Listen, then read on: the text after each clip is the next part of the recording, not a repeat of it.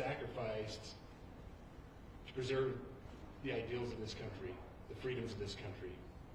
And instead, we find ourselves today hunting a murderer who chose to violate our rights, the rights of an individual within this country. Just to recap yesterday's events, at around 12:20 p.m., political influencer Charlie Kirk was at Utah Valley University participating in a student-sponsored event with Turning Point USA. Charlie was shot at that event. He was transported to a local hospital where he later passed. Last night, his body was moved to the state office of the medical examiner. We will continue to facilitate movements to get him home today and with his family. Yesterday, during the investigative process, we located a couple of persons of interest. We interviewed those individuals, and after releasing them and after clearing them of being suspects, they faced scrutiny, they faced threats. We asked the public to be patient with the investigative process. These individuals were not suspects, they were people of interest. We ask that you do not impose into those people and that investigative process. They don't deserve that harassment for being subject to that. I'd like to thank all the investigators that are involved in this. They have worked around the clock. All day yesterday, through the night last night, investigators from the State Bureau of Investigations, from county, from city agencies, the university, our federal partners with the FBI, the ATF, and many others. Those are just a few of the people that we have involved in this. I'd like to thank all of them for their strong work. Through all that work last night, we were able to make a few breakthroughs. We were able to track the movements of the shooter. Starting at 11:52 a.m., the subject arrived on campus, shortly away from campus. We have tracked his movements onto the campus, through the stairwells, up to the roof, across the roof to a shooting location. After the shooting, we were able to track his movements as he moved to the other side of the building, jumped off of the building, and fled off of the campus and into a neighborhood. Our investigators have worked through those neighborhoods, contacting anybody they can with doorbell cameras, witnesses, and have thoroughly worked through those communities, trying to identify any leads. We do have good video footage of this individual. We are not going to release that at this time. We are working through some technologies and some ways to identify this individual. If we are unsuccessful, we will reach out to you as the media and we will push that publicly to help us identify them. But we're confident in our abilities right now, and we would like to move forward in a manner that keeps everyone safe and moves this process appropriately. Last night I communicated with Erica. The family's devastated. As a commissioner of public safety, as a father, as a husband, I can only imagine what that family's going through. The heinous event that happened yesterday is not Utah. This is not what we're known for. Over the past several weeks, we've seen this state come together to help families in mourning, come together as a community to show what Utah is known for a state of character, of service, of camaraderie, of a neighboring feel. We will not stand for what happened yesterday. We are exhausting every lead. We have every officer invested in this, every investigator, every local agency. The outpouring of support from the law enforcement community has been astounding. We are investing everything we have into this, and we will catch this individual. Having walked through the crime scene, through the hallways of this school, through the classrooms, I can't imagine what the people on scene felt as well. A horrific event where some of them barricaded in classrooms, some of them ran in fear. Can't overstate the tragedy and the horrific event that yesterday was, and how we will work to bring to justice the actions of one individual or any other individuals that assisted in that. Our state has gone through a lot, and we will come out successful. With that, I'll turn the time over to Special Agent Bowles. Good morning. My name is Robert Bowles, and I am the Special Agent in charge of the Salt Lake Field Office. Following yesterday's tragic shooting of Charlie Kirk, FBI agents have been working around the clock in coordination with our law enforcement partners.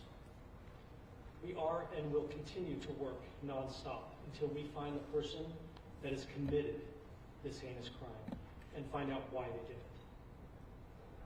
This morning I can tell you that we have recovered what we believe is the weapon that was used in yesterday's shooting. It is a high-powered bolt-action rifle. That rifle was recovered in a wooded area where the shooter had fled. So the FBI laboratory will be analyzing this weapon. Investigators have also collected footwear impression, a palm print, and forearm imprints for analysis. Now, I understand there are a lot of questions about motive. I assure you that all leads, tips are being fully investigated. As of this morning, we have received more than 130 tips. We thank the community for that. The FBI has brought every resource to bear, and we will continue to do so throughout the course of this investigation. The FBI's mission is to protect the American people. It's to uphold the Constitution of the United States. Any attack on the First Amendment is an attack on the very foundation of our democracy. That is why we will relentlessly pursue this case and the shooter until we find him. We also continue to grieve with the family and the community. It's our community. If you have any video or images from the shooting, we ask you to please submit them to our digital media tip website at www.fbi.gov/Utah Valley Shooting. You can also call the FBI at 1-800-CALL-FBI. We truly rely on the public's help in these types of cases, and no tip is too small or insignificant. Thank you. Commissioner James Matthews from Sky News. Can I ask about the shooter? There's clearly information about him or her. You say you're confident at this stage in terms of tracking down who they are. Can you talk to us about their movements, their demeanour? Do you think it's a man? And also, can I ask, what were the security arrangements in place? Was that roof being monitored? It's a question many people will have, particularly after Putnam. So what I'll release about the suspect is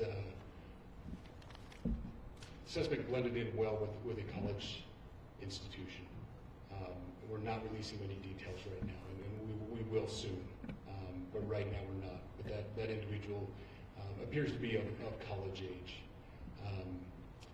We are confident in our abilities to track that individual. If we're unsuccessful in identifying them immediately, we will reach out for the public's help and the media's help in pushing those photos. That was a new development overnight, working through the night, studying those cameras. So that's something that's new and that we're working through right now. As far as the security, I cannot speak to that. Neither the Department of Public Safety nor the Federal Bureau of Investigation was involved in the planning or security of this event, and that'll have to be a question later for other agencies.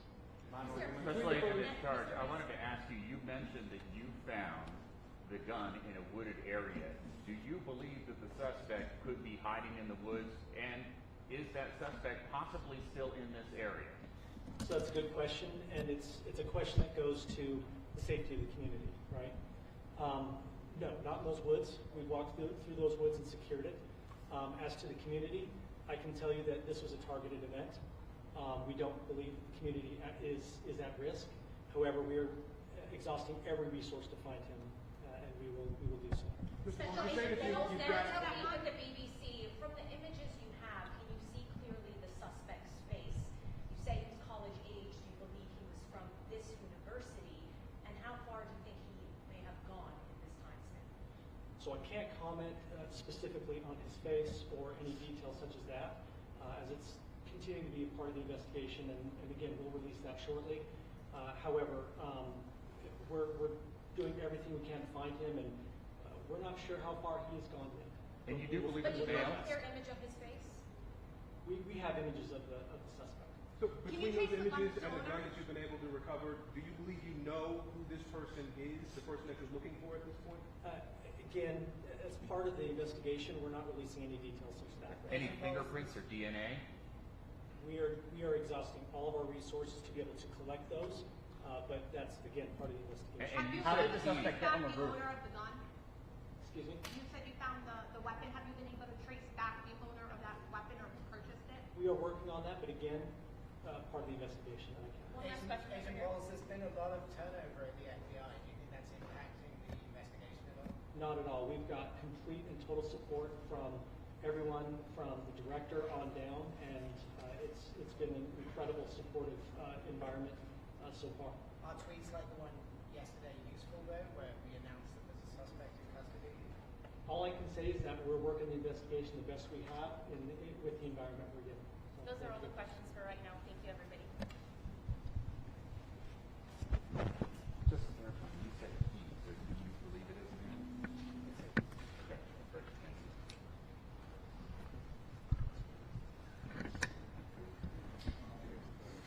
Here we go. It was better than I thought it might be. It's better than I thought it might be.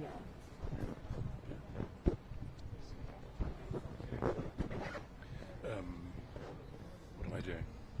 Right now, we will have the live thing, but we have secondary.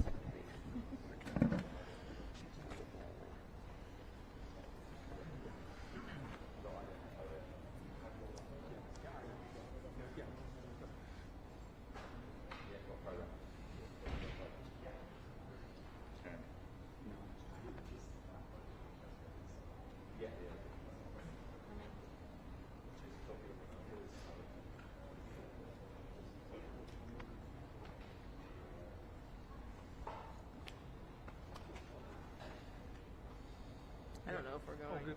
All good, thank you, yeah. Well, you know, they seem pretty confident that they have an idea of this individual that they're looking for.